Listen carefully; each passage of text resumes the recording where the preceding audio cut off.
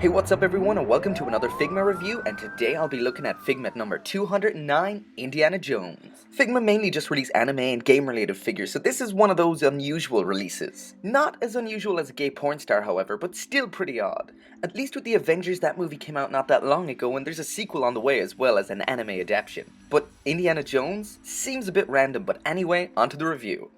A look on the back of the box and you can see what to expect from this figure. So far, looking pretty good. Only 9 figures into the 200s and Max Factory has already scrapped a new box design for this release. But this box looks great with the best aspects of the new design with the nice detail of the old one. And it doesn't have that very plain black border at the bottom. But the new box design has really grown on me and I've really started to dig the solid color style, and it really makes Figma boxes stand out from other figure brands in the stores. But that's enough about the box, let's open it up and check out what we got inside. Even though the outside of the box is reminiscent of the old style box, inside it isn't, and the pull-out DI stage segment comes in a solid gloss black. Taking a quick look to the clear inner packaging before I open it up, and as well as the figure, we have a revolver, a coiled up whip, the Holy Grail, a Sankara stone, and the Golden Idol. Most Figma come with an alternate face with a different expression, but not Indy. Instead up here, he comes with an alternate set of eyes. And around here in the back, we have an unfurled version of Indiana's famous whip. Open this up and in the bottom of the box in the clear plastic bag is a rack of 8 alternate hands, as well as the base and the stand. Also in here is the sealable bag for extra parts, and the sheet which lists the included parts and shows you how to put everything together. And last up is the figure itself, and I've been wondering if this hat comes off. I guess so, but that's not really what I expected, and that doesn't look healthy. As always with a Max Factory release, this is a very high quality figure, but I personally feel that Figma, which is a very small scale range of figures, about 1:12 scale, suits anime and game characters better, as they have much simpler features and still look great with little or no texturing or shading.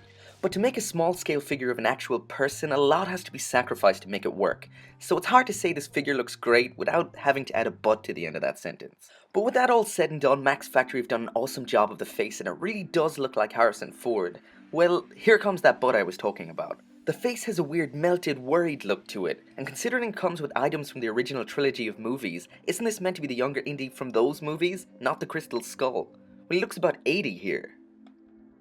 But the details on this figure, from the shirt to the flexible jacket to the bag and all the nice shading work on the clothing, they all look great. Onto the accessories, and here's Indiana Jones with everything he comes with. So as well as the default fists, we have 8 alternate hands.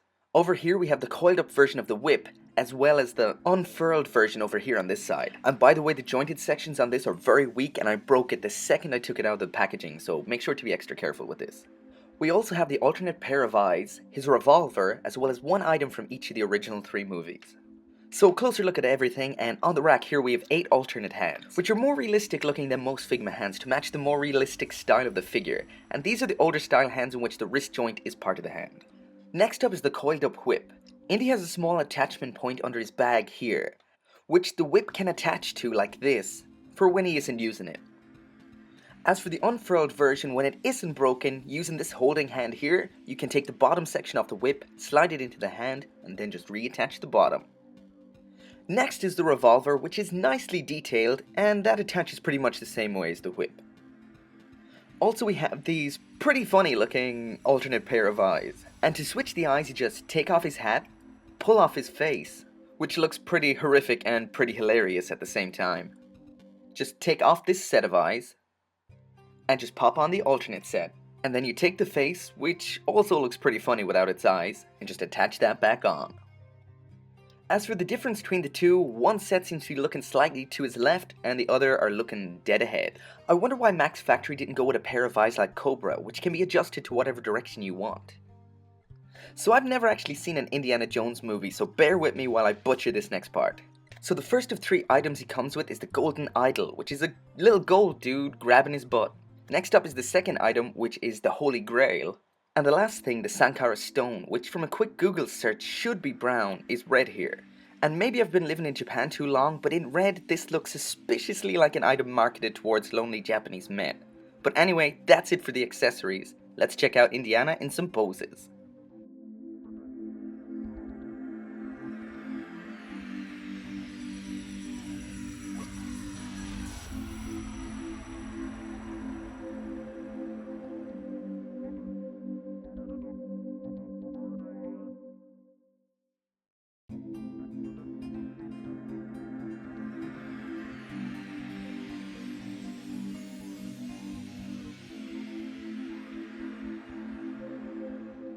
Onto the quality, and as I mentioned before, the whip is really delicate, so be extra careful with that.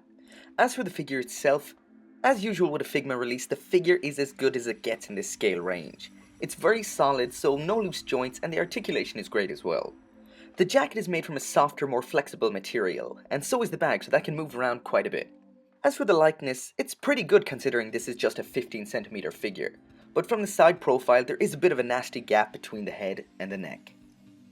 The paintwork is awesome as always, and there's some nice highlights and lowlights on the jacket which give it a nice leather look. And all round, it's just a great looking figure. So that's it for my review of the Figma Indiana Jones. All things considered, this is a great figure and actually looks much better than the pre-release shots made it look. The paintwork and detailing is awesome, and it comes with a great set of accessories. But of course the biggest letdown would be the face. He looks a bit old and melted. But then again, if you were looking for realistic details, you wouldn't be looking to buy a 15cm figure, so it's awesome for the size.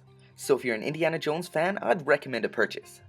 So thanks again for watching, and make sure to come back for more Figma reviews.